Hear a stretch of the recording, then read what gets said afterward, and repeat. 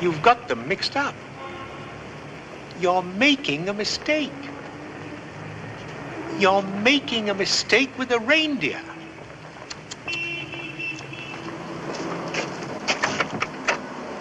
Would you mind stepping out for a moment? Open the door.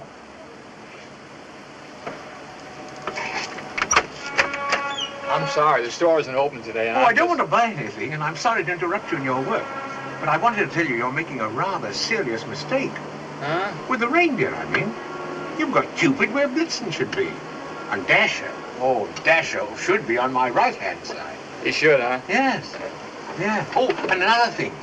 Donna's antlers have got 4 points instead of 3. Still, I don't suppose anybody had noticed that except myself. No, I don't suppose so. No. Well, bye. Not at all. Thanks. Glad to have helped you. Bye.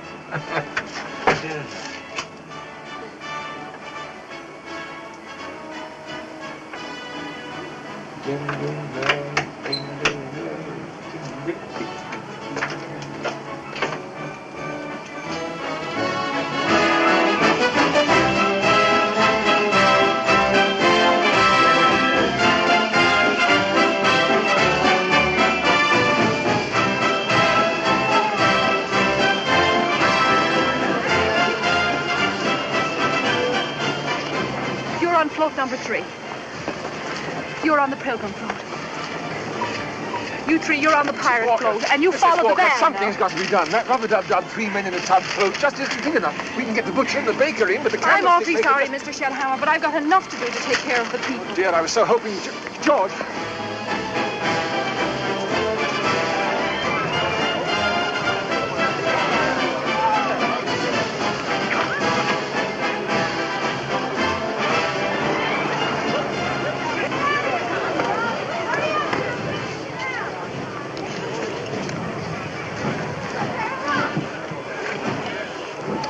Your pardon, sir.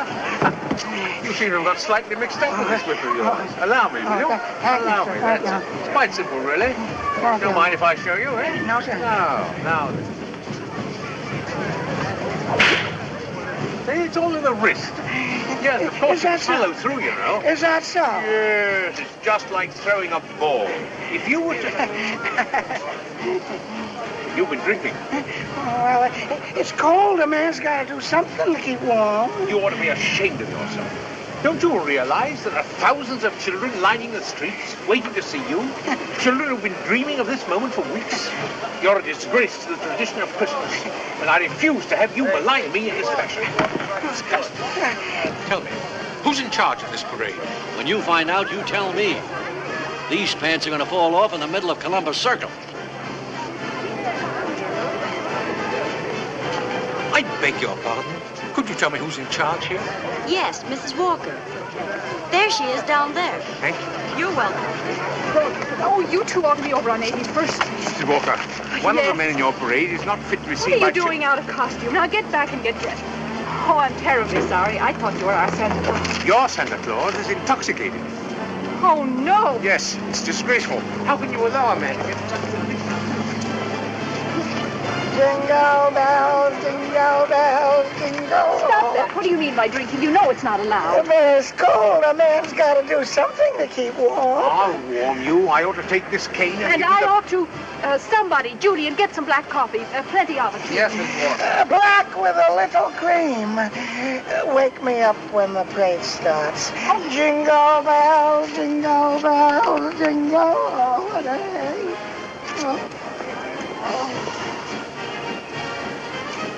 Shameful. Absolutely shameful. Could you be Santa Claus? Have you had any experience? Oh, a little. Oh, please, you've got to help me out. Madam, I am not in the habit of substituting for spurious Santa Clauses. No. Oh, please. No, I... Oh, well, the children mustn't be disappointed. All right, I'll do it. Oh, good. Thank you. Come on, right this way. Get that costume.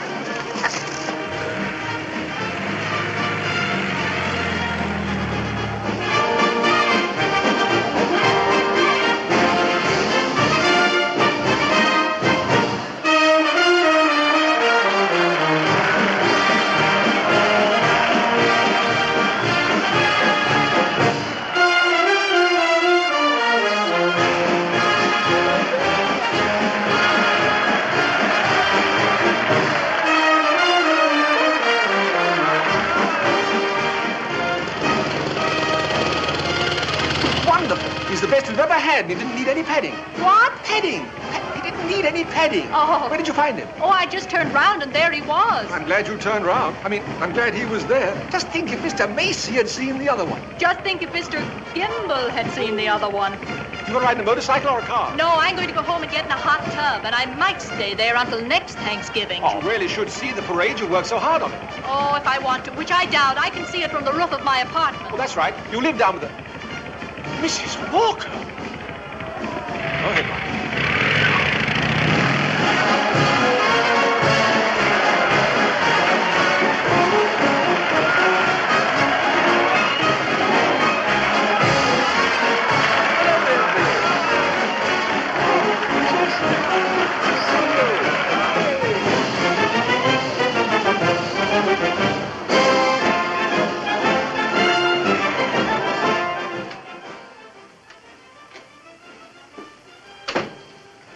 Susan.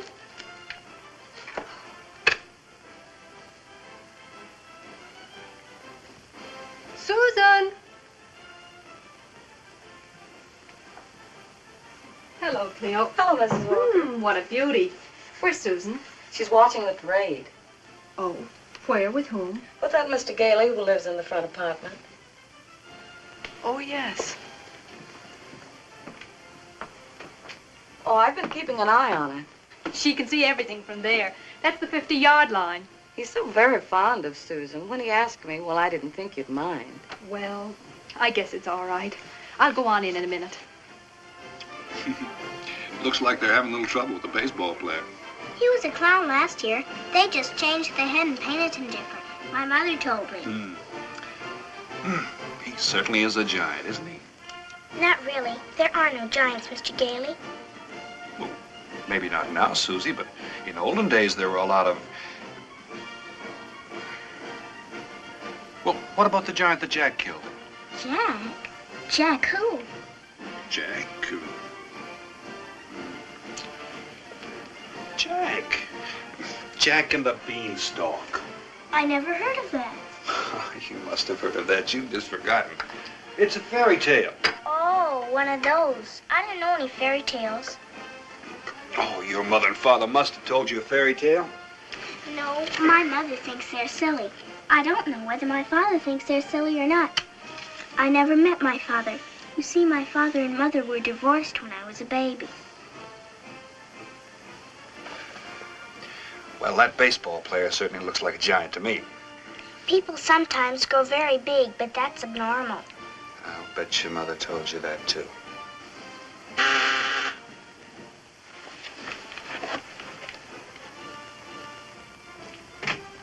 Hello. I'm Susan's mother. Yes, I know. Won't you come in? Susie's told me quite a lot about you. I'm Fred Gailey. Yes, I know. Susan's told me quite a lot about you, too. Hello, Mother. Hello, dear. Oh. Won't you have a cup of coffee? You must be half frozen standing don't out. bother. Oh, it's no bother. It's all ready. Well, in that case, thanks. What do you think of my parade? It's much better than last year's. Well, I hope Mr. Macy agrees with you. Sugar? Cream? Both? Neither? Just one sugar, please. This is very kind of you, Mr. Gailey. Sit down. And I want to thank you for being so kind to Susan. Cleo tells me that you took them to the zoo yesterday. That's right. But I must confess it's part of a deep-dyed plot. I'm fond of Susie, very fond. But I also want to meet you. I read someplace that the surest way to meet the mother is to be kind to the child. What a horrible trick. It worked. There goes Santa Claus. Oh, don't even mention the name. He's much better than last year's. At least this one doesn't wear glasses. This one was a last-minute substitute. The one I hired, I fired. Why? You remember the way the janitor was last New Year's? Oh, yes. Well, this one was much worse. Oh. I see she doesn't believe in Santa Claus either. No Santa Claus, no fairy tales, no fantasies of any kind. Is that it? That's right.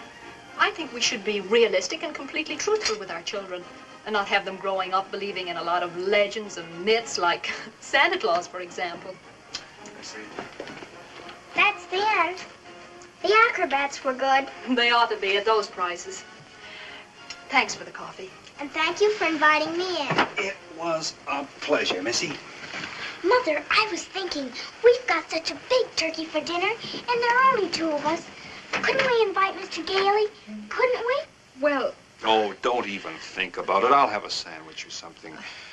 It's an awful big turkey. That's not it, dear, but I'm sure Mr. Gailey has other plans. No, he hasn't. Have you?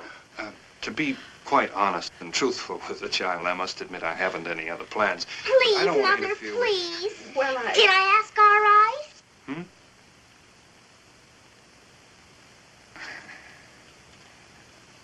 Didn't I ask all right, Mr. Gailey? That all depends. Dinner's at 3. Thanks. Susie, honey, you asked just right. I'll see you at 3. You worked. Yes.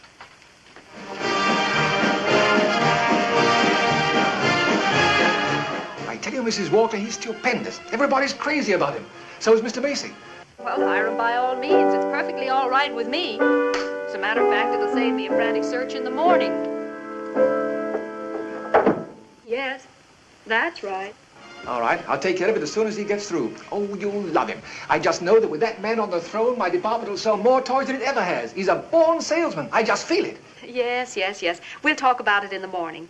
Goodbye. Goodbye. And you'll find toys of all kinds at Basics.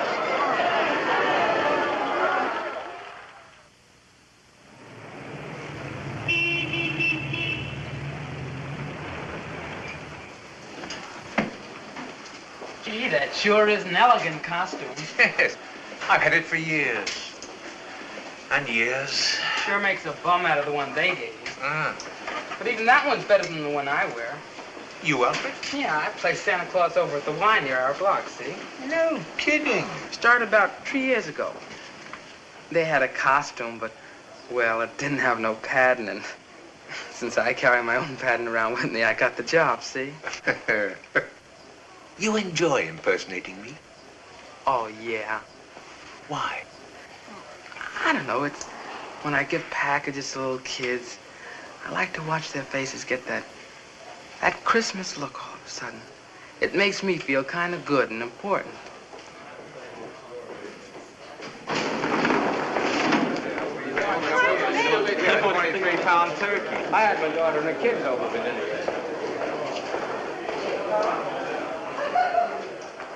There you are. There you are. Good morning. Morning. Now, before... Oh, my, what a striking costume.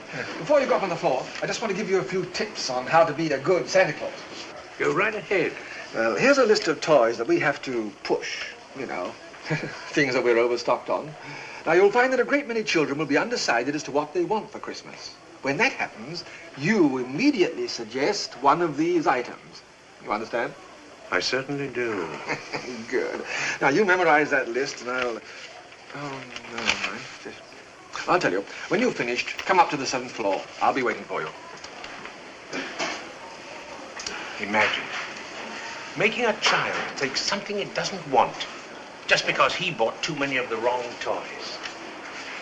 That's what I've been fighting against for years, the way they commercialize Christmas. Yeah, there's a lot of bad isms floating around this world, but one of the worst is commercialism. Make a buck, make a buck. Even in Brooklyn, it's the same. Don't care what Christmas stands for. Just make a buck, make a buck. Oh, don't bother. I'll put it away for you. Huh? Oh, thank you, Alfred. And what should I do with these? Throw them on the floor. I get kind of tired just sweeping up dust. Thanks. Yeah, thank you, Alfred.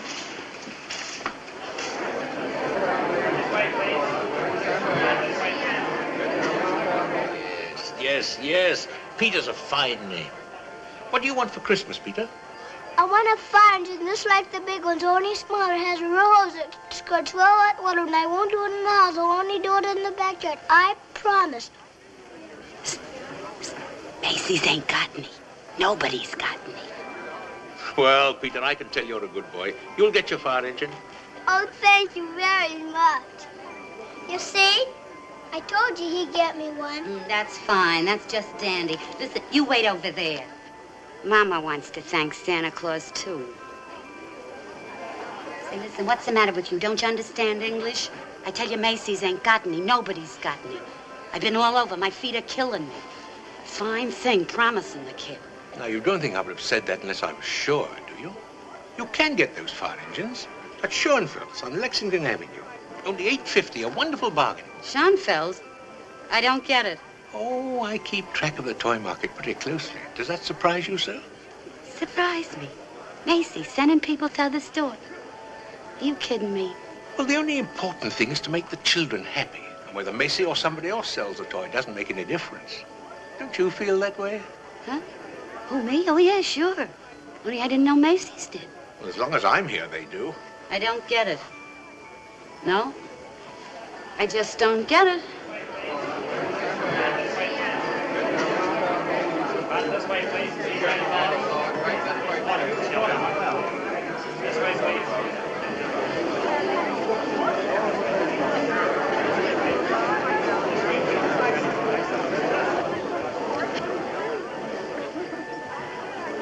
I quite understand. Your little girl would like some skates. But of course you must get her the best. Because they're little ankles, you know, they want protecting. Now, we've got skates, and they're very good, too, but they're not quite good enough. You go to Gimbel's. They'll have exactly what you're looking for, I'm sure. There you are, Gimbel's? Yeah. There, that's for you. Merry Christmas. Goodbye. Hello, my little girl. How old are you,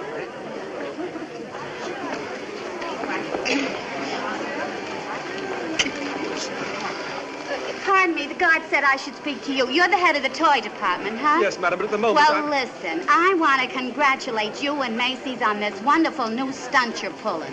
Imagine sending people to other stores. I don't get it. Why, It certainly is. You said it. Imagine a big outfit like Macy's putting the spirit of Christmas ahead of the commercial. It's wonderful. Well, I'll tell you, I never done much shopping here before, but I'll tell you one thing. From now on, I'm going to be a regular Macy customer. All right, dear. Thank you, madam. There are 6 more women out there who want to thank you. Not now. I've got to think this thing over. Well, personally, I think it's a wonderful idea, too. You think so. Those women think so. The point is, will Mr. Macy think so? This seems awfully silly, Mr. Gailey. Well, I thought as long as we're in the store, you might as well say hello to Santa Claus. Why? Well, because when you talk to him, you might feel differently about him.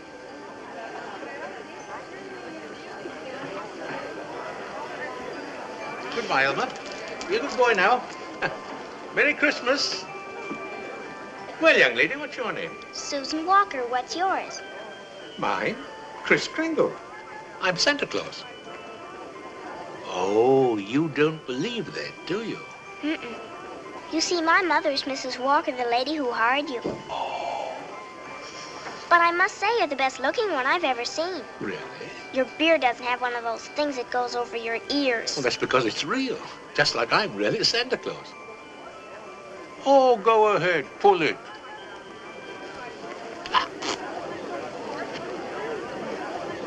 All right, folks.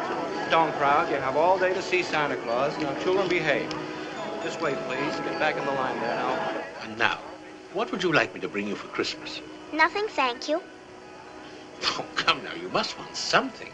Whatever I want, my mother will get for me. If it's sensible and doesn't cost too much, of course. Hello, Mother. Hello, Susan. Hello, Mr. Gailey. I think you've taken up enough of this gentleman's time now. Come along, dear. The explanation for this is all very simple. Cleo's mother sprained her ankle. She had to go home, so she asked me to bring Susie down to you. Yes, I know. Cleo called me. I've been wondering where you were. Well, I thought as long as we're here, we might as well say hello to Santa Claus. He's a nice old man, Mother, and those whiskers are real, too. Yes, yes, dear. Many men have long beards like that. Susan, would you stand over here a minute? I want to talk to Mr. Gailey. I shouldn't have brought Susie to see Santa Claus, huh? Now you're making me feel like the proverbial stepmother. Well, I'm sorry, but it's just that I couldn't see any harm in just saying hello to the old fellow. But I think there is harm. I tell her Santa Claus is a myth, and you bring her down here, and she sees hundreds of gullible children, meets a very convincing old man with real whiskers. This sets up a very harmful mental conflict within her. What is she going to think? Whom is she going to believe?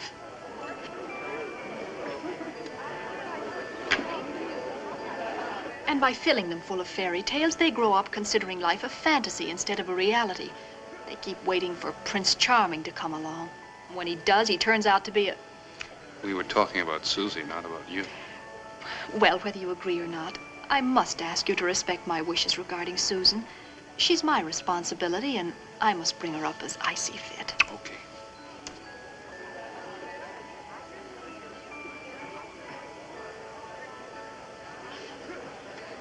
Say thank you, Santa Claus. Thank you. Bye. Merry Christmas. Well, young lady, and what's your name? I'm sorry she doesn't speak English. She's Dutch. She just came over. She's been living in an orphan's home in Rotterdam ever since, well, we've adopted her. I told her you wouldn't be able to speak to her, but when she saw you in the parade yesterday, she said you were Santa Claus, as she calls you, and you could talk to her. Well, I didn't know what to do. Hallo, ik ben blij dat je gekomen bent. Oh, u bent Sinterklaas. Jazeker. Ik wist het wel.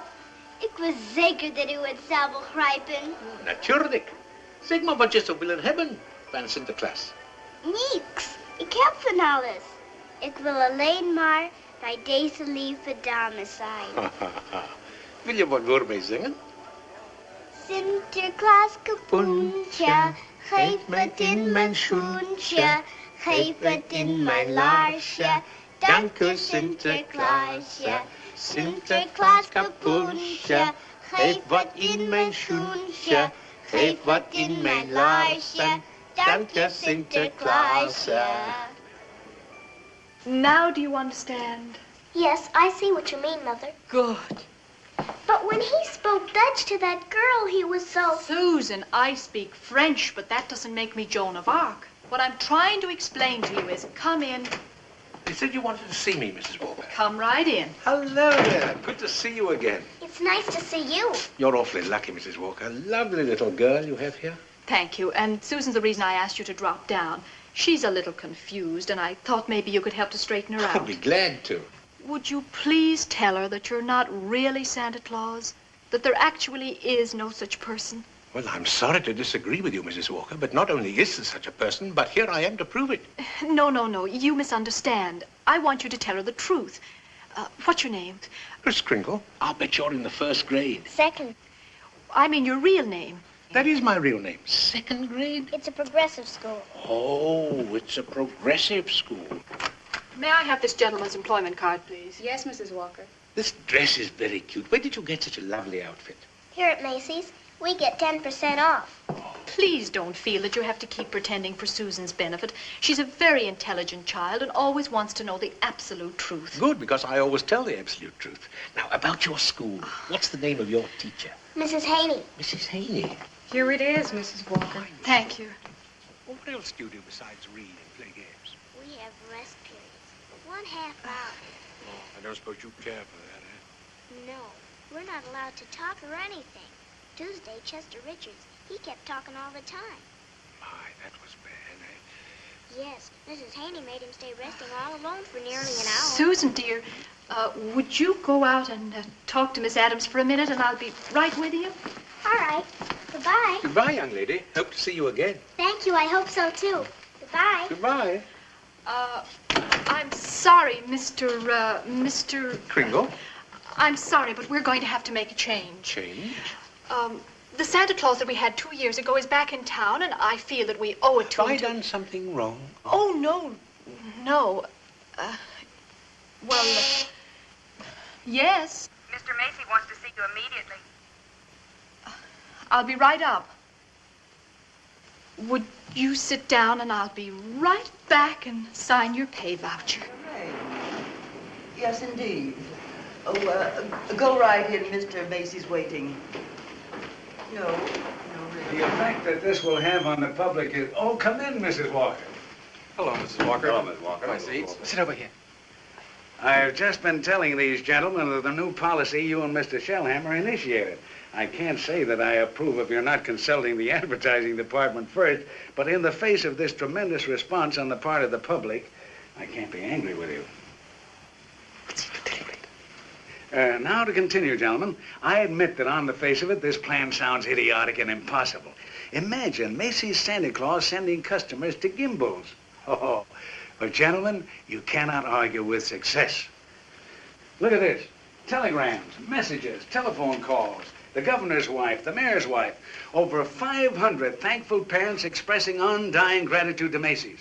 Never in my entire career have I seen such a tremendous and immediate response to a merchandising policy. But and I'm positive, Frank, that if we expand our policy, we'll expand our results as well. Therefore, from now on, not only will our Santa Claus continue in this manner, but I want every salesperson in this store to do precisely the same thing. If we haven't got exactly what the customer wants, we'll send him where he can get it. No high pressuring and forcing a customer to take something he doesn't really want. But after all, Mr. we'll Macy, be known as the helpful store, the friendly store, the store with a heart, the store that places public service ahead of profits. And consequently, we'll make more profits than ever before. Oh, yes, I know it's late and we're all tired and we want to go to dinner, so we'll continue the first thing in the morning. In the meantime, you fellas get together and figure out the best way to promote this thing. We'll do that. Good night, R.H. Good night. Good night. Good night. Good night, R.H. Good night. Good night. I want to thank you two again, and in your Christmas envelopes, you'll find a more practical expression of my gratitude. Thank you, Mr. Macy. And tell that Santa Claus I won't forget him either. Yes, Mr. Macy.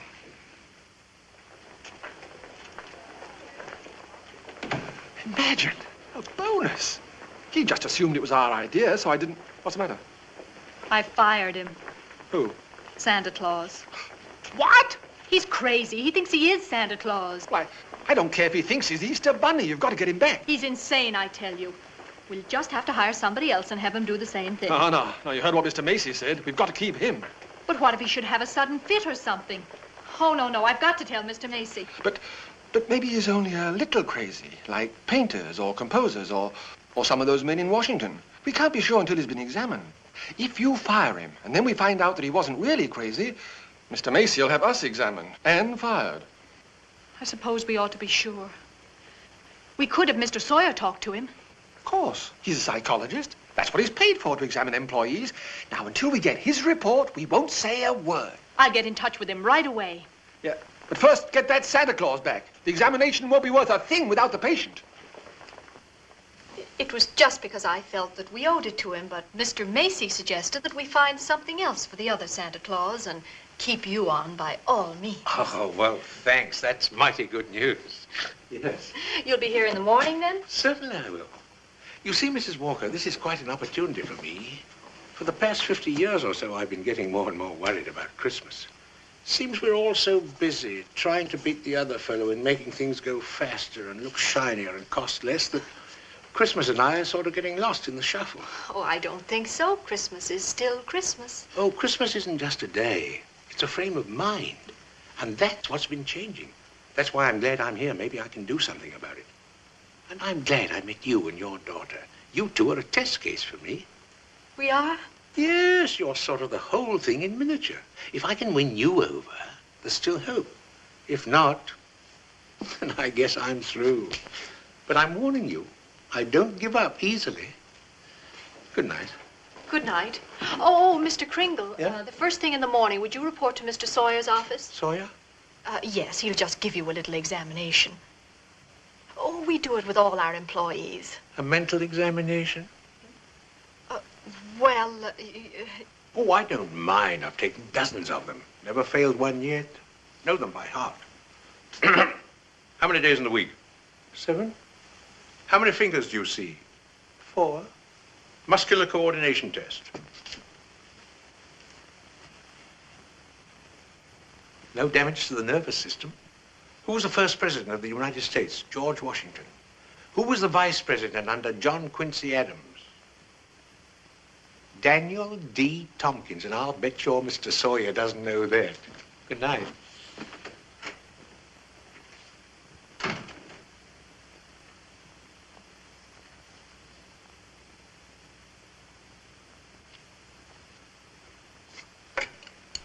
Miss Adams, would you get me the Brooks Memorial Home in Great Neck? It's a home for old people. That's right. I want to talk to the doctor in charge.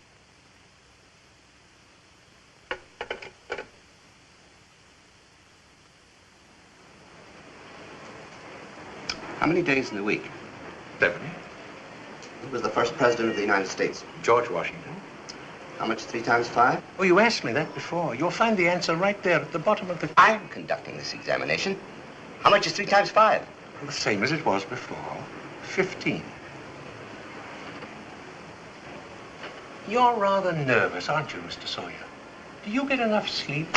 My personal habits are of no concern to you. Oh, I'm sorry. It's just that I hate to see someone tied up in... How many fingers do you see?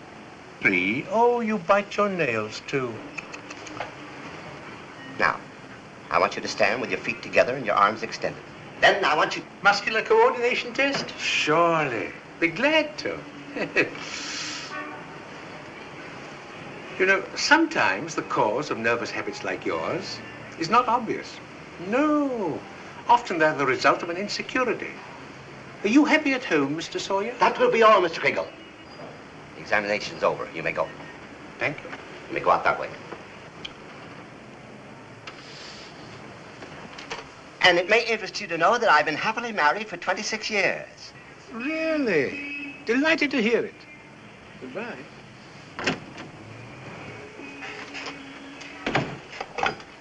Get me Mrs. Walker. Yes, sir. And your wife's on 672. She says it's very important. Agnes, how many times have I told you not to bother me at the office? No, not a penny. I give you a liberal allowance, and it's up to you to run the house on it. If that fat, stupid brother of yours would get a job, you wouldn't have to be pestering me all the time. Mrs. Walker, I'd like to talk to you right away about this Kringle fellow. Oh, yes. Dr. Pierce from the Brooks home is here and would be a good time to settle the whole matter.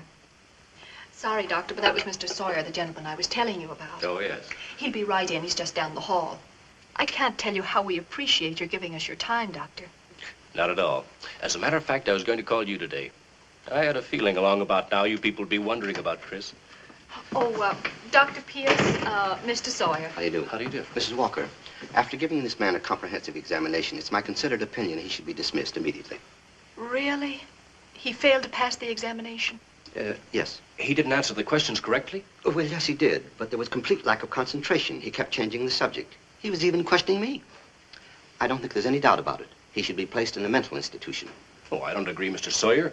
People are only institutionalized to prevent them from harming themselves or other people. Now, Mr. Kringle is incapable of either. His is a delusion for good. He only wants to be friendly and helpful. That's what I feel, too. Why, there are thousands of people walking around with similar delusions, living perfectly normal lives in every other respect. A famous example is that fellow, well, I can't think of his name, but for years he's insisted he's a Russian prince. Now, there's been all kinds of evidence to prove him wrong, but nothing has shaken his story. Is he in an institution? No. He owns a famous restaurant in Hollywood and is a highly respected citizen. Dr. Pierce, I've made a great study of abnormal psychology, and I've found from experience that when a fixed delusion is challenged, the deluded is apt to become violent. I'm afraid I'll have to disagree with you again, Mr. Sawyer. But If you tell Chris there is no Santa Claus, I grant you he'll argue the point, but he'll not become violent. His whole manner suggests aggressiveness. Look at the way he carries that cane. And he's never without it. Well, I know Chris always carries a cane, but surely you're not implying he'd use the cane as a weapon. Mrs. Walker, naturally I can't discharge this man. That's up to you. But you asked for my opinion, and I've given it to you. So when he exhibits his latent maniacal tendencies, which I assure you he will, please realize the responsibility is completely yours.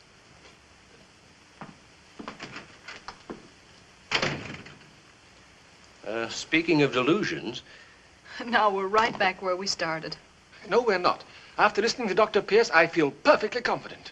Yes, but if anything happens, you won't get blamed. I will. Mrs. Walker, nothing's going to happen. And please don't feel that what I have said was prompted by my affection for Chris. My specialty is geriatrics.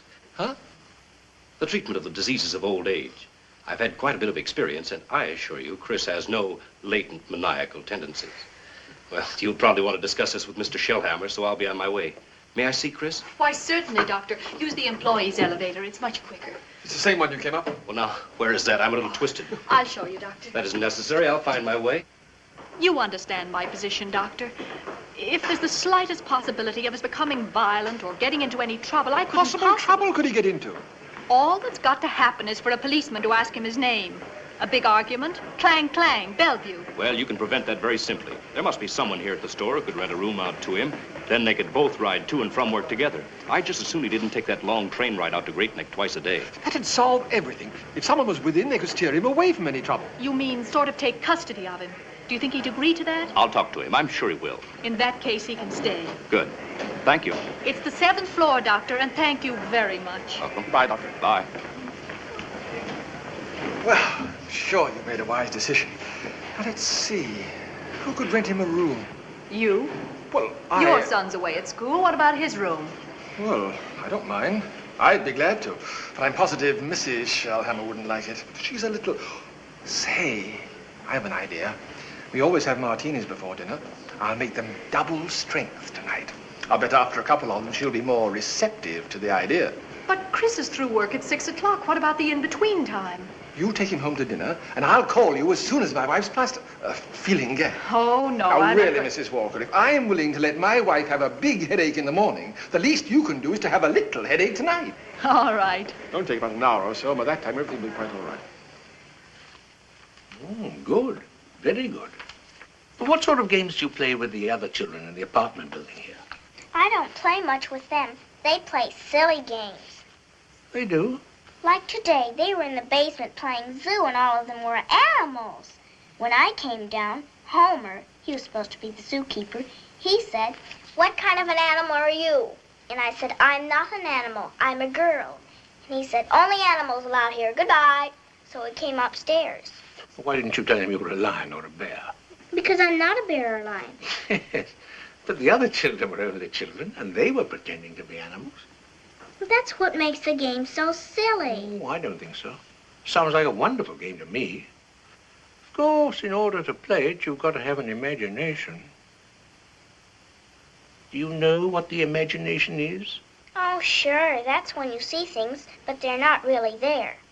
Well, that can be caused by other things, too. No, to me, the imagination is a place all by itself, a separate country.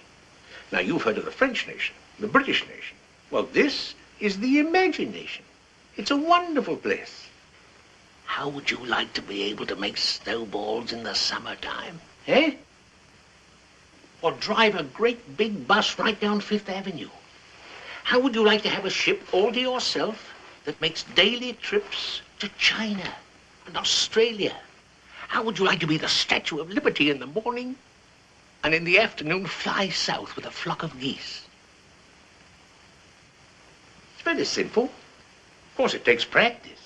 Now, the first thing you've got to learn is how to pretend. And the next time Homer says, "What kind of animal are you?" you tell him you're a monkey. But I don't know how to be a monkey. Sure you do. Here, I'll show you.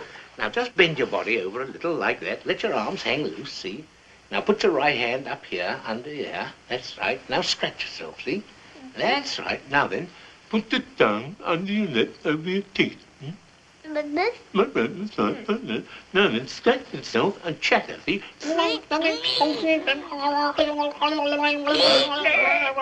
On the contrary, Haslip, Sherman, McKinsley, and Haslip have been very kind to me. But being an exceptional lawyer, I want to open my own office. Would you put this in Susan's place for me, please? I think you can take the meat out. It should be done. No. Don't forget to scratch now. Put your tongue up in front of the teeth. No. Talk to the others, right? Talk to the other monkeys.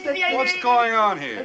Oh, we're just having our first lesson in pretending. Oh. Doing quite well at it, too. Now, that's right. Go on now. Call the other monkeys. That's right. Now, you're a goose, too. No. You mustn't be a goose. Be a monkey, see? Mr. Kringle, Mrs. Walker just happened to mention that they're looking for a room for you here in town. That's right. Dr. Pierce doesn't want me to make that long trip every day. Well, I was just thinking, I'm all alone in my apartment. Twin beds, plenty of room. If you'd like to move in with me, I'd be only too happy to have you. Well, that's awfully nice of you. You could ride to and from work every day with Mrs. Walker and... Yes. Give me a chance to really talk things over with her. Now, don't forget to scratch. You're not scratching. You're not... Besides, I could see Susie now and then. Yeah. Mr. Gailey, it's a deal. Good. We'll drive out after dinner and get your things. Hey. Hello? Oh, yes, just a moment. It's a Mr. Shellhammer. Thanks. Hello? Hello, Mr. Shellhammer. Yes, just a moment. Mrs. Shellhammer wants to talk to you. I've made the martinis triple strength, and she feels wonderful. Here, my pen. Hello? Hello? No. No, dear. Thank you, darling. Hello? No, dear. There. Oh, darling, how silly of me. Hello? Why, we'd love to have Santa Claus come and stay with us. I think it would be simply charming. Oh, and so do I, Mrs. Shellhammer. Just a moment. It's Mrs. Shellhammer, and they have the loveliest room, and they'd be so happy if you'd stay with them. That's very sweet of them. Please thank them very much. But I'm going to stay with Mr. Gailey. Mr. Gailey? I think I'd better get the meat. Yes, I understand that. But there must be something you want for Christmas. Something you haven't even told your mother about, eh? Oh, come on now. Why don't you give me a chance? Well...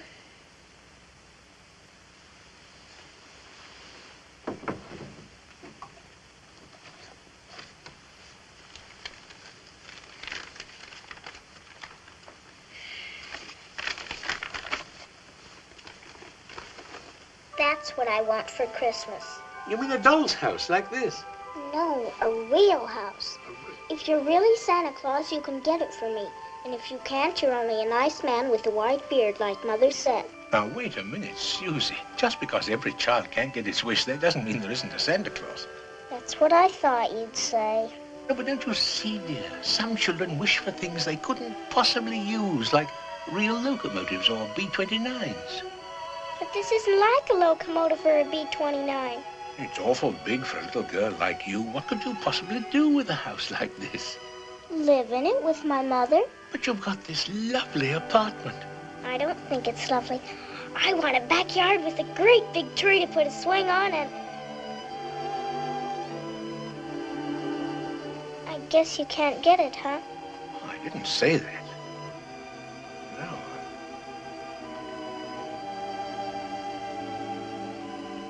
Well, it's a tall order.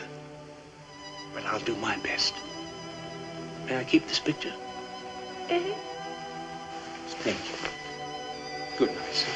Good night, Mr. Crinkle.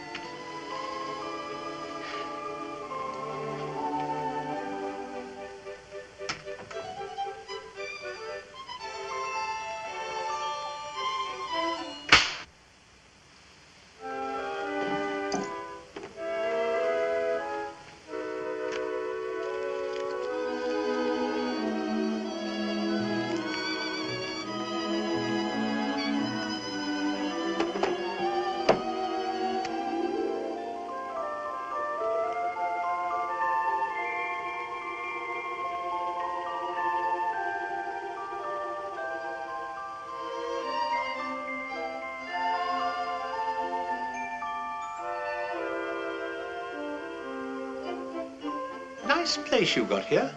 Oh, was I lucky to get it? You like living in Manhattan?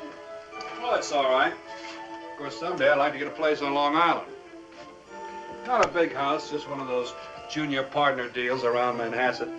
I know just the kind of place you mean. One of those little colonial houses. Either that or Cape Cod. Yeah. You know, I think you're right about Mrs. Walker. A little more effort on your part, and she might crawl out of that shell. Take her out to dinner and the theater. I've tried that. She's always too busy with her job. Well, try a little harder. Those two are a couple of lost souls, and it's up to us to help them. I'll take care of Susie if you'll take care of her mother. It's a deal. Well, ready? Ah, no, you don't. I'm not going to be cheated this way. All my life I've wondered something, and now's my chance to find out. I'm going to find the answer to a question that's puzzled the world for centuries. Does Santa Claus sleep with his whiskers outside or in? Always sleep with them out. Cold air makes them grow.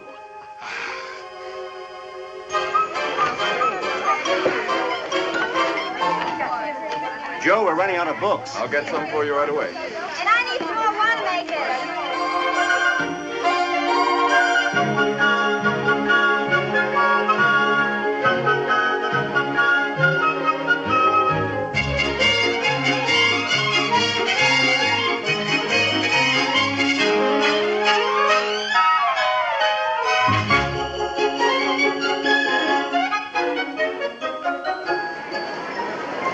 Yes, I know just what you want. We don't carry that brand, but I think Gimbel's does. Let me see. Yes, here it is. I thought I noticed it before. $2.98. Looks like an exceptional bargain. Yes, yes, it does. Thank you. Not at all. Not at all.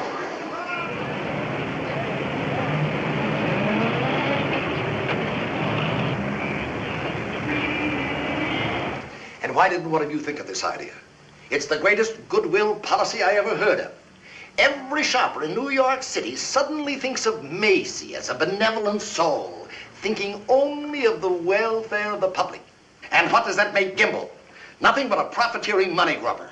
Well, two can play at this game. From now on, if we haven't got what the customer wants, send him back to Macy's. And what's more, we'll do the same thing in our stores in Philadelphia, Milwaukee, and Pittsburgh. Now get to work on it right away. So, Gimbel's doing it in Philadelphia, Pittsburgh, and Milwaukee, eh? Yes, and very successfully. Well, we can cover the country, too.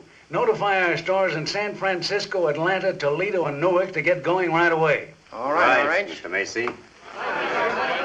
Look this way, Mr. Gimbel. Hold it, Mr. Gimbel.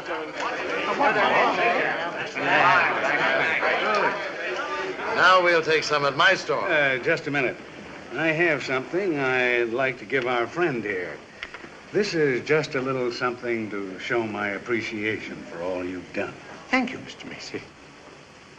Oh, that's very kind of you. I didn't think you were that generous. That's a bit of money. What are you going to do with it?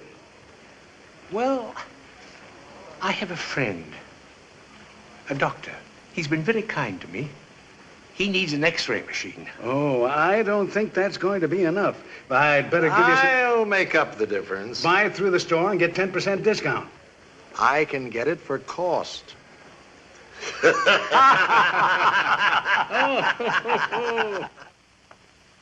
Good night, Susan. Now, like me to sing you a little goodnight song? If you want to. Doesn't your mother ever sing to you at night? Why should she? For no reason. I just think it's kind of nice. Do you like market? All right. To market, to buy a fat pig. Home again, jiggity-jig. To market, to buy a fat hog. Home again, jiggity.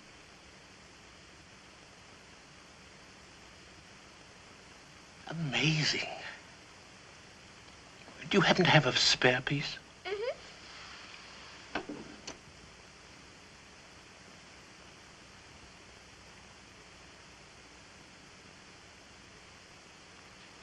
Well, here goes.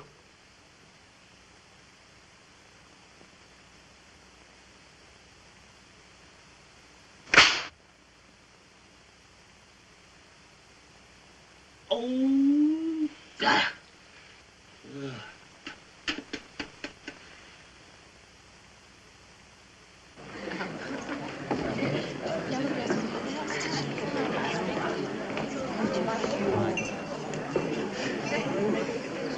Hello, Alfred.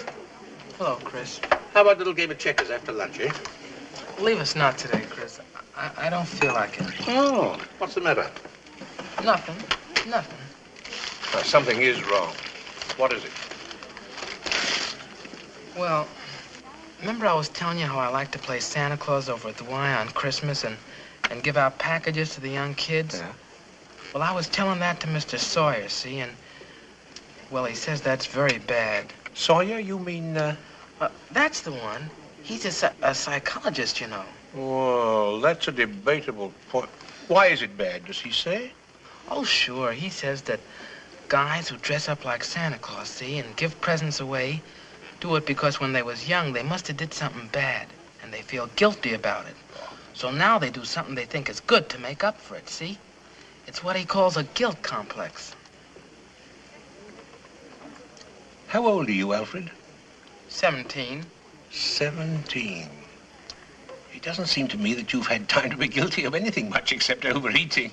It's nothing to laugh about, Chris. It's pretty serious, he says. It's a lot of rubbish, Alfred. Don't listen to it. Oh, he knows what he's talking about. He's been studying that stuff for a long time. Oh, well, what's the basis of this guilt complex you're supposed to have? Does he say that? Well, he ain't found out yet. It's probably way down inside of me someplace, see? Maybe something that happened to me when I was a baby, he says. It takes time, but he'll do it, he says. You mean you're going to him again? Oh, sure. I go every day for a little while after I finish my lunch. He don't soak me nothing. He's doing it for free because I'm an interesting case. Yes. What else has he found wrong with you, Alfred?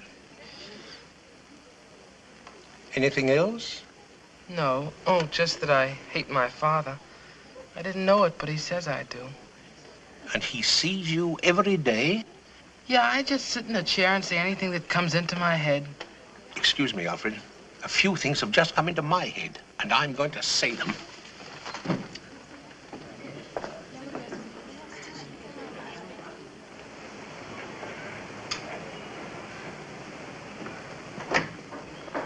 What do you mean bursting into my office like this? Are you a licensed psychiatrist? What business is it of yours? I have great respect for psychiatry and great contempt for meddling amateurs who go around practicing it. You have no more right to analyze Alfred than a dentist has to remove a gallbladder. I beg your pardon. Your job here, I understand, is to give intelligence tests. Passing yourself off as a psychologist. You ought to be horsewhipped. Taking a normal, impressionable boy like Alfred and filling him up with complexes and phobias? I think I'm better equipped to judge that than you are. Just because the boy wants to be good and kind to children, you tell him he has a guilt complex. Having the same delusion you couldn't possibly understand. The boy is definitely maladjusted, and I'm helping. Maladjusted? You talk about maladjustment. Seems to me that the patient is running the clinic here. I won't step. Leave this office immediately. Now, either you stop analyzing Alfred, or I go straight to Mr. Macy and tell him what a malicious, contemptible fraud you are. Get out before I have you thrown out. There's only one way to handle a man like you. You won't listen to reason. You're heartless. You have no humanity. Are you going to leave? Yes. Out!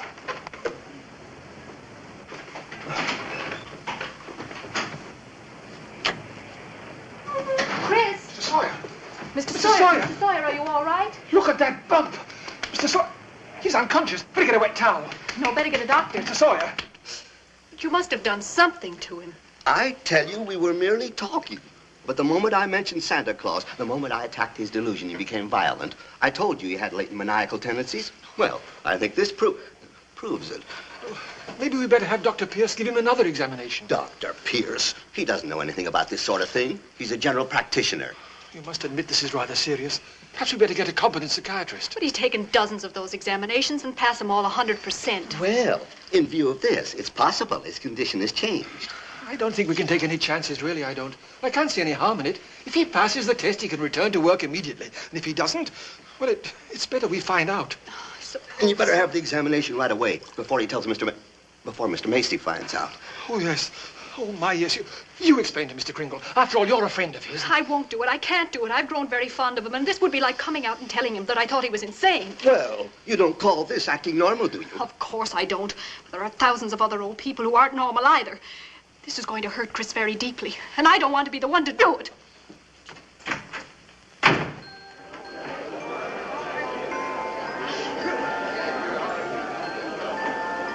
I don't think that'd be very fair to him.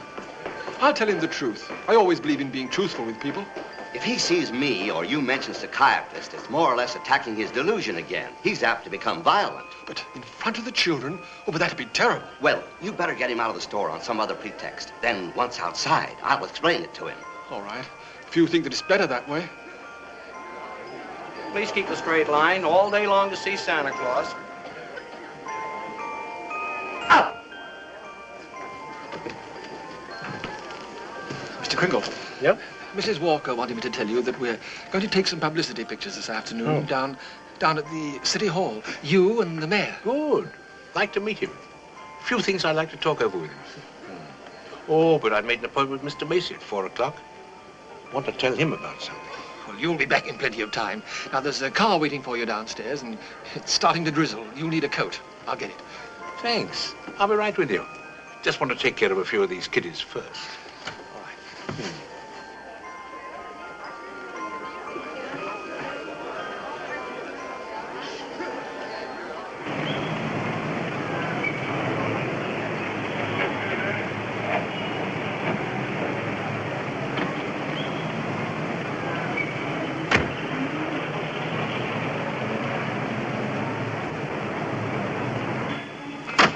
Where to?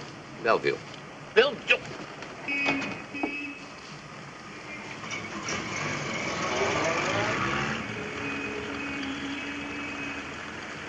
Did she know about this?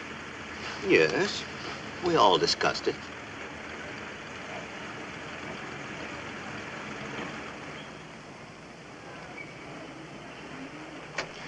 The second party shall, in consideration of the property hereby agreed to be conveyed by the first party to the second party. Excuse me, Gertrude. Telephone. Hello. Yes? Yes? Why, yes, we share an apartment together. Bellevue. But why, Doctor? What did he... Oh, he's quite comfortable. He's going to be with us for a few days, and he was wondering if you could bring over his personal things. Yes. Yes, in view of his examination, I'm afraid I shall have to recommend commitment. Yes, I know, Mr. Gailey, but I'd rather speak to you in person. I'll be right over, Doctor.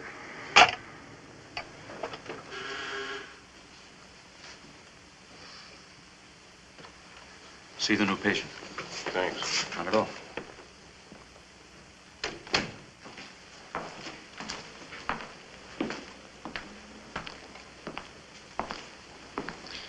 Hello, Chris. Fred? Why'd you do it, Chris?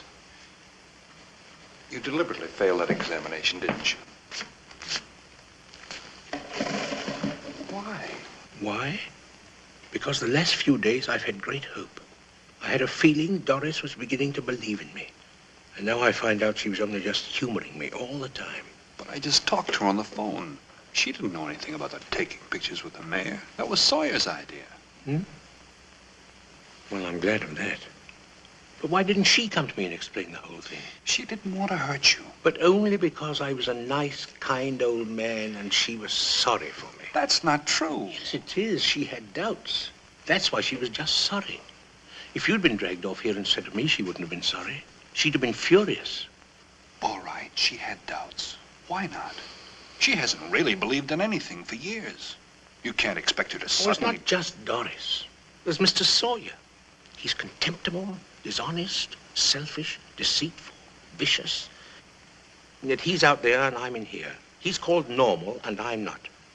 And if that's normal, I don't want it. That's why I answered the questions incorrectly. But, Chris, you can't just think of yourself. What happens to you matters to a lot of other people. People like me who believe in what you stand for. And people like Susie who are just beginning to. You can't quit. You can't let them down. No, I suppose I shouldn't. Who knows? Maybe someday the Sawyers will be in here instead of out there. You're right. I ought to be ashamed of myself. Even if we can't win, we can go down swinging. Let's get out of here. Now, wait a minute. You were forgetting. You flunked your examination, but good. Oh, yes. I forgot. I said Calvin Coolidge was the first president. I can imagine what they're thinking of me for saying that. But you'll get me out of this. You'll think of something. It's not going to be easy, Chris. Oh, it will be for you. I believe you're the greatest lawyer since Darrow. Just a second, Chris. You're putting me in an awful spot. And I believe in you. You can't let me down. But you don't understand it.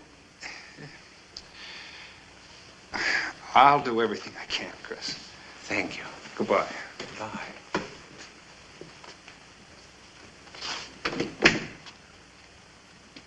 That's a lot of nonsense. Dangerous, my foot. I don't care if he failed 10 examinations. You had no right to do it. Now, you get the case dropped tomorrow, or you might have another lump to match the one that Chris gave you. Yes, Mr. Macy.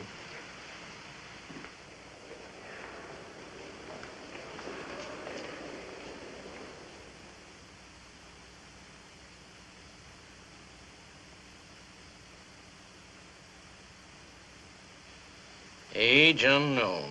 Old man, huh? Very old, Your Honor. I suppose I'll have to read all this.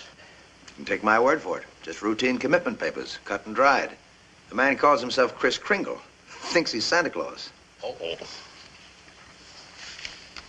Come in. Mr. Gailey to see you, Your Honor. He represents Mr. Kringle. Better show him in. Good morning. Your Honor, there seems to be undue haste in this case. I wish to protect my client's rights, as I'm sure you do. Of course, of course. If Your Honor please, I request a formal hearing to which I may bring witnesses. I thought you said this was cut and dry. That's what I was told. I didn't know anything about a protest. Of course, you may sign the commitment papers now if you wish, Your Honor, but I shall bring in a habeas corpus this afternoon. There's no point in signing. We'll have a hearing on Monday morning at 10 o'clock. Thank you, Your Honor. Good day.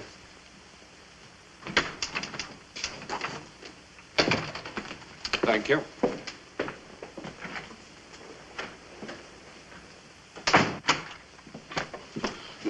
That man, I heard him say something about Mr. Kringle before. Who is he? His name is Gailey, Kringle's lawyer. Probably grabbed the case to get some cheap publicity. Publicity? Oh, we can't have that, Mr. Mara. As a matter of fact, Mr. Macy would rather drop the whole thing right now. Well, it can't be done. It's too late now. Kringle has been examined by psychiatrists of a city hospital. It has to go through the regular routine. Oh, we must avoid publicity.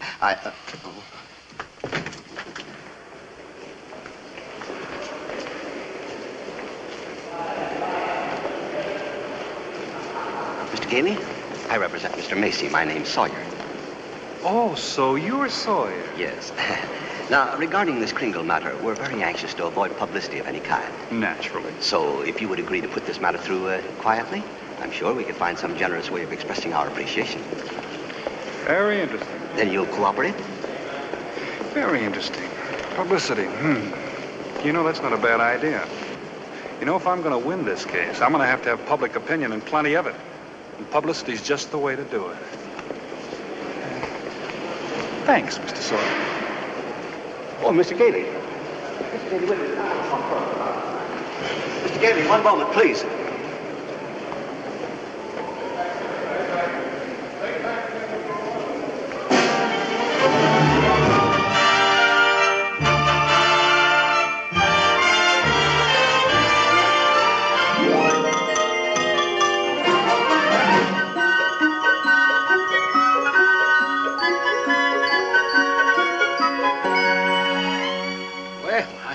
I don't see what they're making such a fuss about. After all, he's an old man and... How are you feeling lately, Henry? You look a little run down.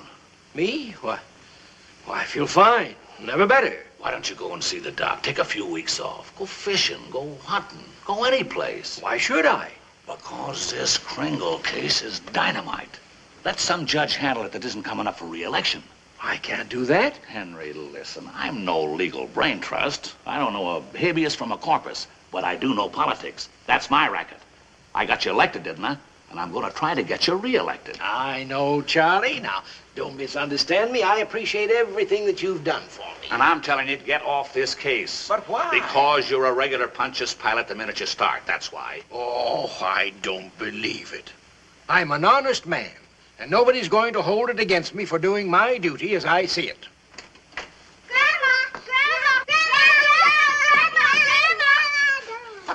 Good night, Terry. Good night, Alice. Now, straight to bed. I promised your mother you'd be in bed by 8 o'clock, and it's way past. Aren't you coming too? I'll be up in a minute to tuck you in. Now, scoot. Now, how about a great big kiss for Grandpa,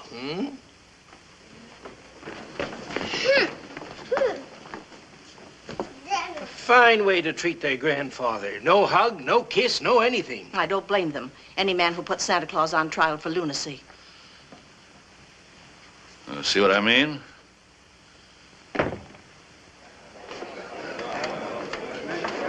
Hey.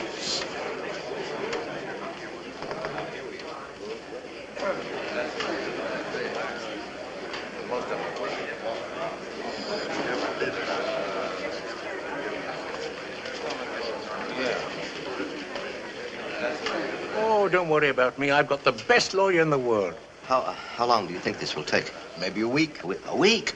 But that seems impossible. All that has to be done is... Look, you don't think that lawyer's going to be stupid enough to let him admit anything, do you? He's naturally going to deny everything, and I'll bring witnesses, and he'll bring witnesses. Hear ye, hear ye, hear ye. All persons having business with the special term, Part 3 of the Supreme Court, held in and for the county of New York. Draw near and give your attendance, and ye shall be heard. In the matter of Kris Kringle, Your Honor, the commitment papers are before you. Your Honor, please, I should like to call the first witness. Mr. Kringle, will you take the stand?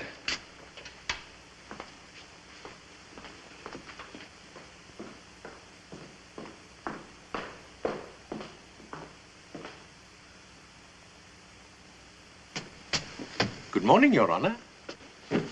You do solemnly swear that the testimony you are about to give in the cause before this court shall be the truth, the whole truth, and nothing but the truth, so help you God? I do.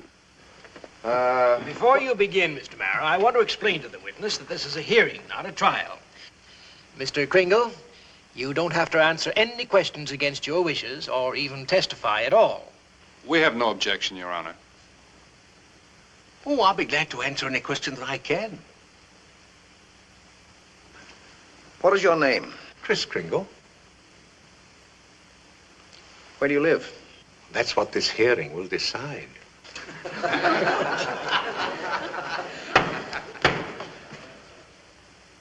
very sound answer, Mr. Kringle. Do you believe that you're Santa Claus? Of course.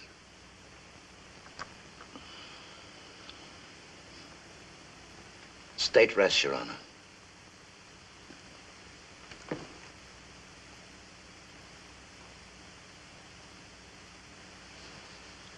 Well, Mr. Gailey, do you wish to cross-examine the witness? I believe he was employed to play Santa Claus. Perhaps he didn't understand the question correctly. Oh, I understood the question perfectly, Your Honor.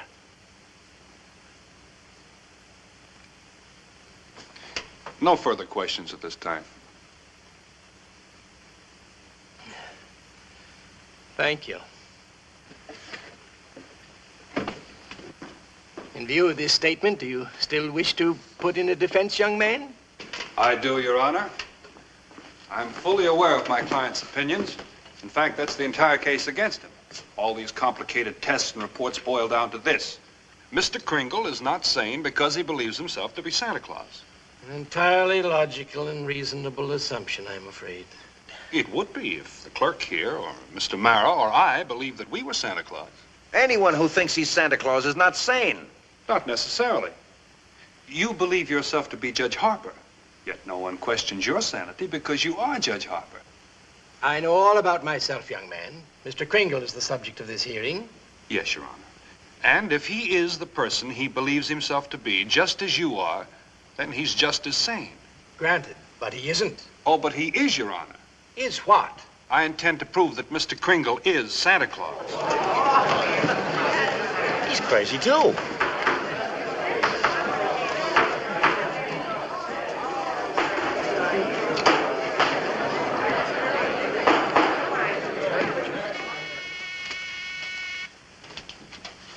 Hello. Sorry I'm late. Get your coat. I reserved a regular table at Luigi's. We're going to celebrate. What are we celebrating? Read all about it. Daily throws bombshell, New York Supreme Court. Yes, I read that. Oh, I didn't see this. Front page. Good.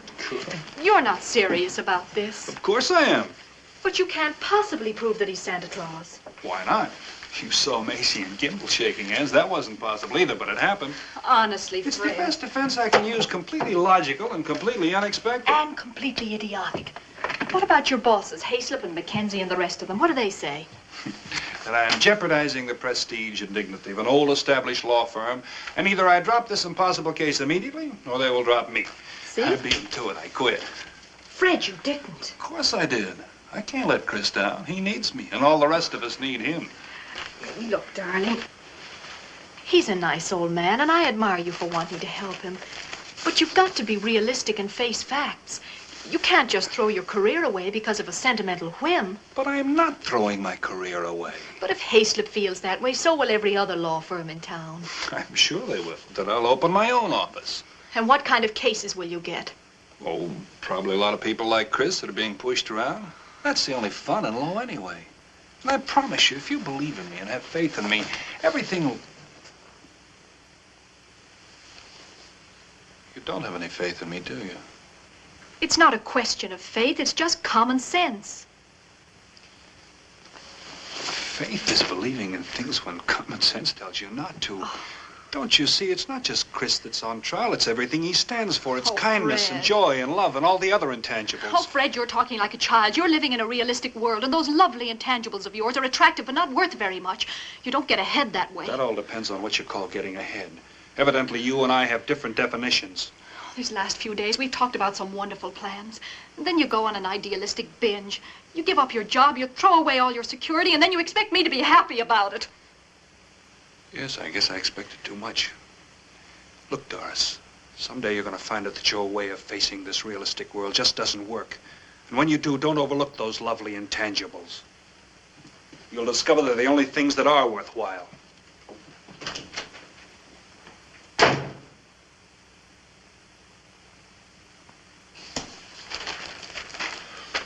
These reporters make me look like a sadistic monster who likes to drown cats and tear the wings off butterflies.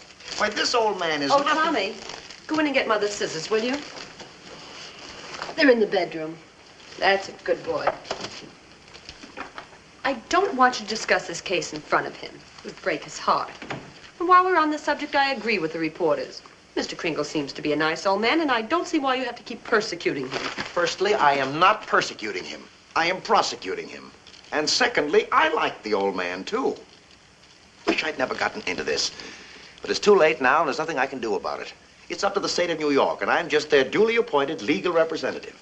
Kringle has been declared a menace to society by competent doctors, and it's my duty to protect the state of New York and see that he's put away. No matter what they may say about me, I've got to do it. Sometimes I wish I'd married a butcher or plumber. Well, my dear, if I lose this case, it's very possible that you'll get your wish.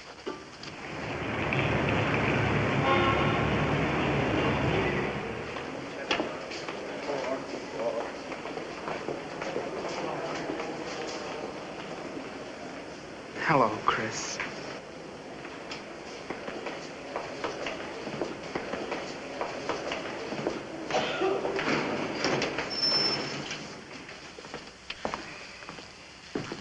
Your name? R.H. Macy. You are the owner of one of the biggest department stores in New York City? The biggest. Mr. Macy, if you recognize the gentleman seated there, will you tell us who he is? Chris Kringle. Your employee, is he not? Yes. Do you believe him to be truthful? Yes. Do you believe him to be of sound mind? I certainly do. Mr. Macy, you're under oath. Do you really believe that this man is Santa Claus? Well,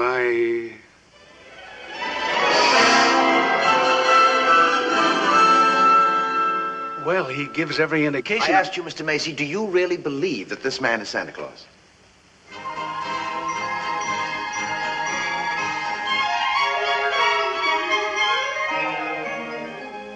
I do.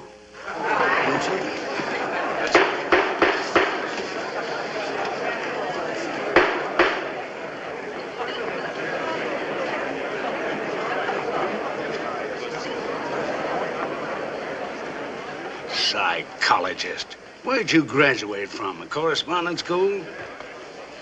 You're fired. Your Honor, I object to this testimony. It's ridiculous, irrelevant, and immaterial. Mr. Gailey is making a circus out of this court. There is no such person as Santa Claus, and everybody knows it. Your Honor, I submit it's purely a matter of opinion. Can Mr. Mara offer any proof that there is no Santa Claus? No, and I do not intend to. This is not a nursery. It's the New York State Supreme Court, and I'll not waste this court's time with such childish nonsense. Mr. Mara seems to have appointed himself the judge here, Your Honor. He's now ruling on what testimony I may introduce. Your Honor, we request an immediate ruling from this court. Is there or is there not a Santa Claus?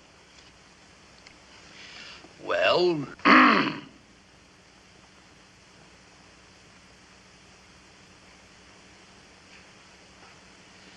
the court will take a short recess to consider the matter. I don't care what you do with old Whisker Puss, but if you go back in there and rule that there's no Santa Claus, you better start looking for that chicken farm right now. Why, we won't even be able to put you in the primaries. But Charlie, listen to reason. I'm a responsible judge. I've taken an oath. How can I seriously rule that there is a Santa Claus? Why don't you All right. You go back and tell him that the New York State Supreme Court rules there's no Santa Claus. It's all over the papers. The kids read it and they don't hang up their stockings. Now, what happens to all the toys that are supposed to be in those stockings? Nobody buys them. The toy manufacturers are going to like that. So they have to lay off a lot of their employees, union employees. Now you got the CIO and the AFL against you, and they're going to adore you for it. And they're going to say it with votes. Oh, and the department stores are going to love you too, and the Christmas card makers, and the candy companies. Oh, Henry, you're going to be an awful popular fella. And what about the Salvation Army? Why, they got a Santa Claus on every corner, and they take in a fortune. But you go ahead, Henry. You do it your way. You go on back in there and tell them that you rule there's no Santa Claus. Go on. But if you do, remember this. You can count on getting just 2 votes, your own and that district attorney's out there. The district attorney's a Republican. All right.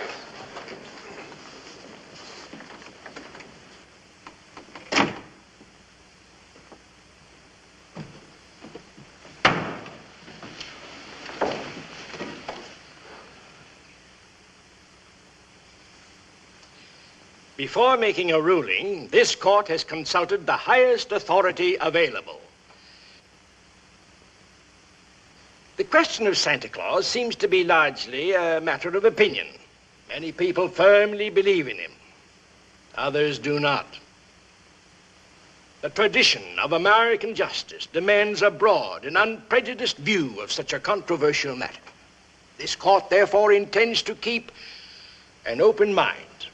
We shall hear evidence on either side. He's crazy, too. Your Honor, the burden of proof for this ridiculous contention clearly rests with my opponent. Can he produce any evidence to support his views? If Your Honor please, I can. Will Thomas Mara please take the stand? Who, me? Thomas Mara, Jr.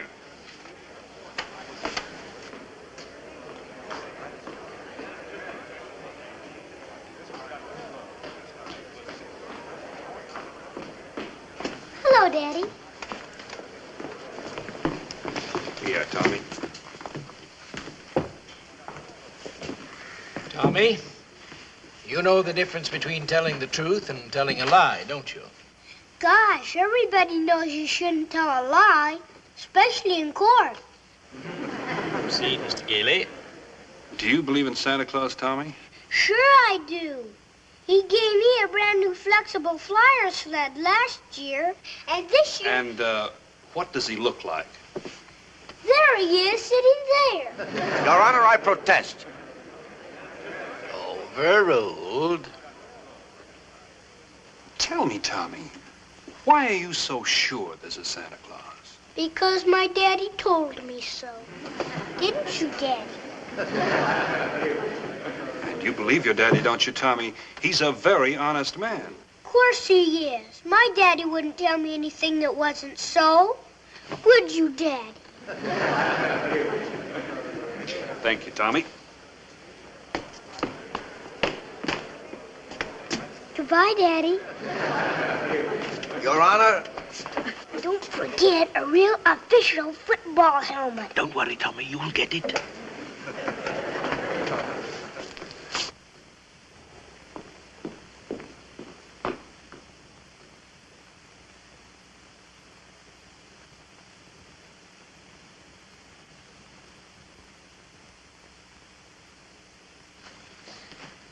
Your Honor, the state of New York concedes the existence of Santa Claus.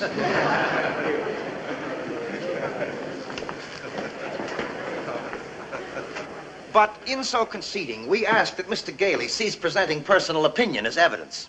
The state could bring in hundreds of witnesses with opposite opinions. But it's our desire to shorten this hearing rather than prolong it.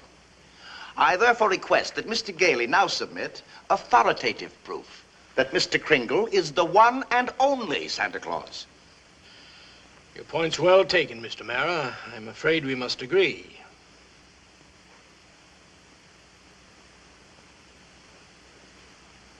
Mr. Gailey, are you prepared to show that Mr. Kringle is Santa Claus on the basis of competent authority? Not at this time, Your Honor. I ask for an adjournment until tomorrow. The court stands adjourned till tomorrow afternoon at 3 o'clock.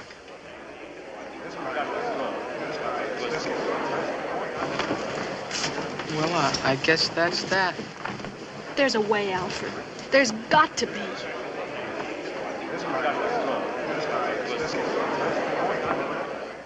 Well, it's hard to explain. You see, they're having, well, sort of a trial about him. You mean like for a murder? Oh, no, it isn't that kind of a trial. It's just because he says he's Santa Claus. But I've got a feeling he is Santa Claus, Mother. Some people don't believe that. That's why they're having this... But he's so kind and nice and jolly. He's not like anyone else. He must be Santa. I think perhaps you're right, Susie. Is Mr. Kringle sad now, Mother? I'm afraid he is.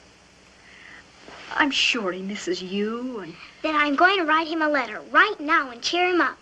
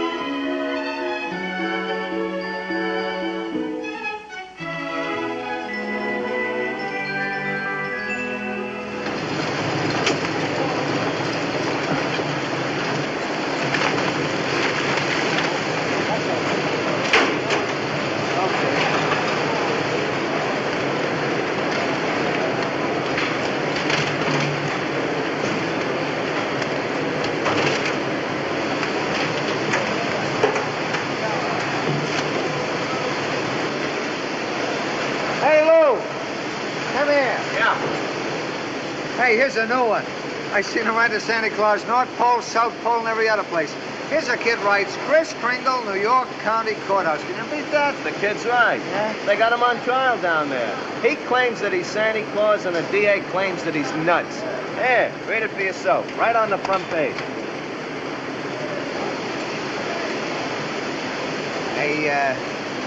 Hey, Lou, how many Santa Claus letters we got down at the dead letter office? I don't know. There must be about 50,000 of them. Bags and bags all over the joint, and there's more coming in every day. Yeah. Hey, Lou. Yeah. It'd be kind of nice to get rid of them, wouldn't it, huh? Yeah, but... Hey, that's a wonderful idea, hey, I mean, after all, why should we be bothered with all that stuff, huh? Why don't you get a couple of trucks up here, big ones, right away? Load them with all that Santa Claus mail and deliver it to Mr. Kringle down at the courthouse. Let somebody else worry about it, huh? Hey, Frank! Hey, jingle bells, jingle all the way.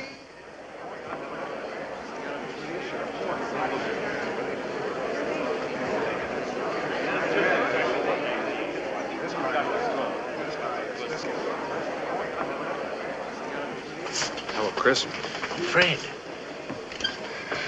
Chris, I'm afraid I've got bad news for you. I've tried every way to get some competent authority. I've wired the governor, the mayor. I even... This is worth more to me than all the governors and mayors in the world. It's all over, George. Look at him. He hasn't got a thing.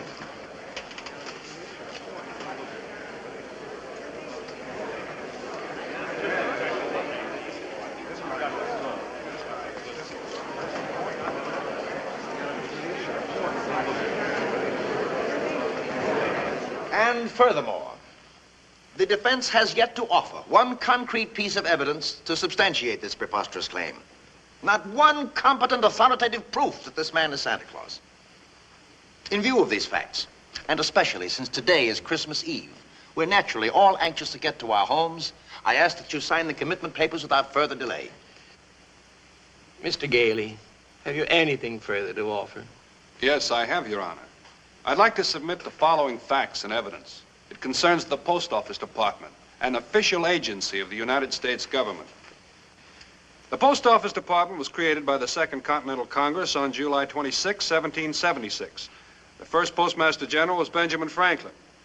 The Post Office Department is one of the largest business concerns in the world. Last year, under Robert Hannigan, it did a gross business of $1,112,877,174. Your Honor, I'm sure we're all gratified to know that the Post Office Department is doing so nicely, but it hardly has any bearing on this case. It has a great deal, Your Honor, if I may be allowed to proceed. By all means, Mr. Gailey. Your Honor, the figures I have just quoted indicate an efficiently run organization. Furthermore, the United States postal laws and regulations make it a criminal offense to willfully misdirect mail or intentionally deliver it to the wrong party. Consequently, the department uses every possible precaution. Your Honor, the state of New York is second to none in its admiration of the Post Office Department. It is efficient, authoritative, and prosperous. We are very happy to concede Mr. Gailey's claims. For the record, Mr. Mara? For the record. Anything to get on with this case. Then, Your Honor, I want to introduce these pieces of evidence. I'll take them, please. I have here 3 letters. They're addressed simply Santa Claus. No other address whatsoever. Yet these letters have just now been delivered to Mr. Kringle by bona fide employees of the post office. I offer them as positive proof that a competent... 3 letters, Your Honor, are hardly positive proof. I understand the post office receives thousands of these letters every year. I have further exhibits, Your Honor, but I hesitate to produce them. Oh, I'm sure we'll be very happy to see them. Yes. Produce them, Mr. Gailey. Put them here on my desk. But, Your Honor... Put them here on the desk. Put them... Yes, Your Honor.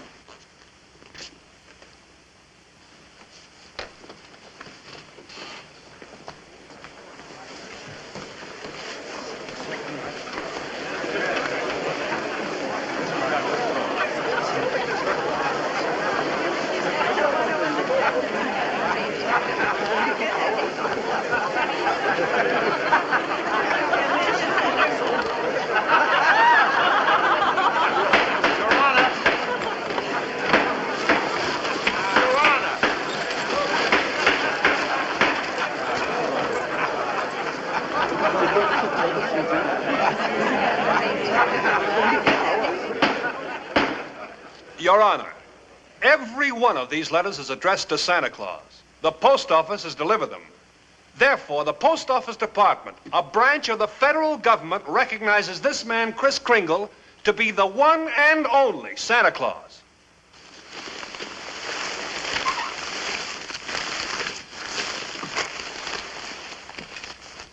Since the United States government declares this man to be Santa Claus, this court will not dispute it. Case dismissed.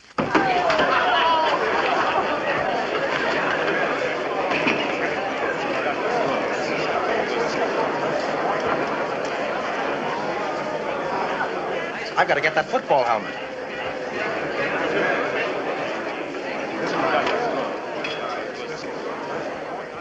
Thank you so much, Your Honor, and a very Merry Christmas to you.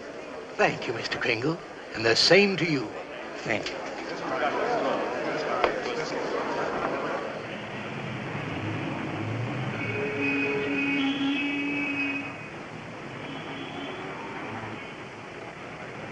Chris. I had to wait to tell you. I got your note. It made me very happy. Oh, I'm so glad. We're having a big Christmas party at the Brooks home tomorrow morning. Breakfast, a beautiful tree, and I'd like to have you and Susan. Oh, thank you. I can't think of anyone I'd rather spend Christmas with. Would you like to come to dinner tonight? Tonight? Oh, I can't. It's Christmas Eve. Oh, I forgot. Bye.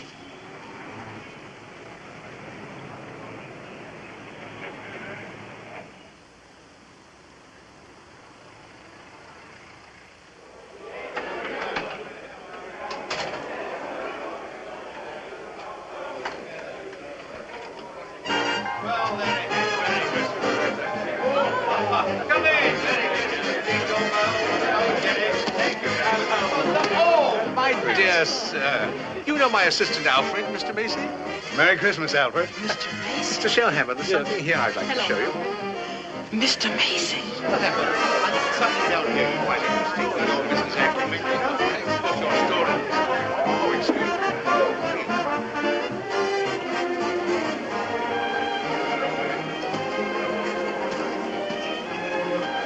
Chris, all I can say is The state Supreme Court declared you to be Santa Claus, and personally and professionally, I agree with them. But there are lots of presents there for you, darling. Not the one I wanted.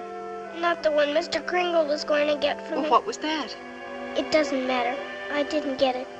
I knew it wouldn't be here, but I thought there'd be a letter or something telling me. I don't suppose you even want to talk to me. Something about a present. Yes, I know. I'm sorry, Susie. I tried my best, but... You couldn't get it because you're not Santa Claus, that's why. You're just a nice old man with whiskers, like my mother said. And I shouldn't have believed you. I was wrong when I told you that, Susie. You must believe in Mr. Kringle and keep right on doing it. You must have faith in him. But he didn't get me the... That doesn't make sense, Mommy. Faith is believing in things when common sense tells you not to. Huh? I mean, just because things don't turn out the way you want them to the first time, you've still got to believe in people. I found that out. You mean it's like, if at first you don't succeed, try again? Yes. I thought so. May I drive you home? Thank you. Now, if you'll go this way, you'll miss a lot of traffic. I've written it all down. You see, you go along Maplewood until you come to Ashley. I believe. It's silly, but I believe. Thanks, Chris. That'll be fine. Merry Christmas. Merry Christmas to you. And to you, my dear. And many of them. Goodbye, my dear. Goodbye. And the best of good luck. Goodbye, Miss Walker. Goodbye, Alfred. Goodbye, Susie. This must be the turn here. That's right, Ashley. Now you go straight for 4 blocks.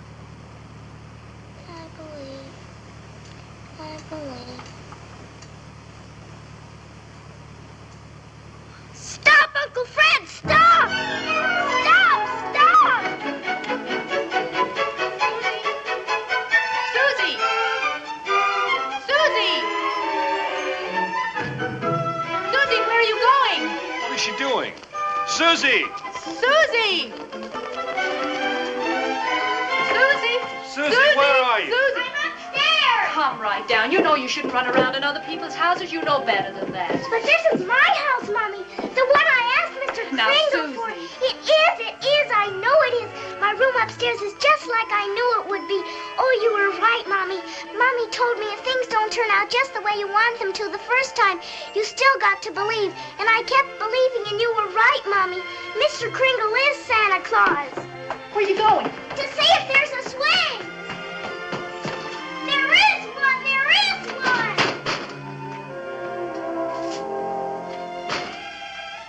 You told her that?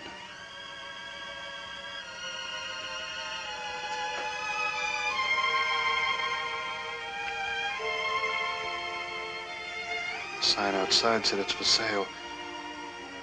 We can't let her down. I never really doubted you. It was just my silly common sense. It even makes sense to believe in me now. I must be a pretty good lawyer. I'd take a little old man and legally prove to the world that he's Santa Claus. Now, you know that...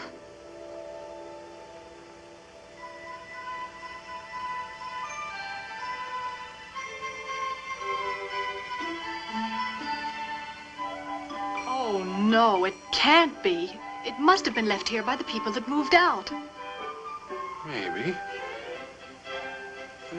Maybe I didn't do such a wonderful thing after all.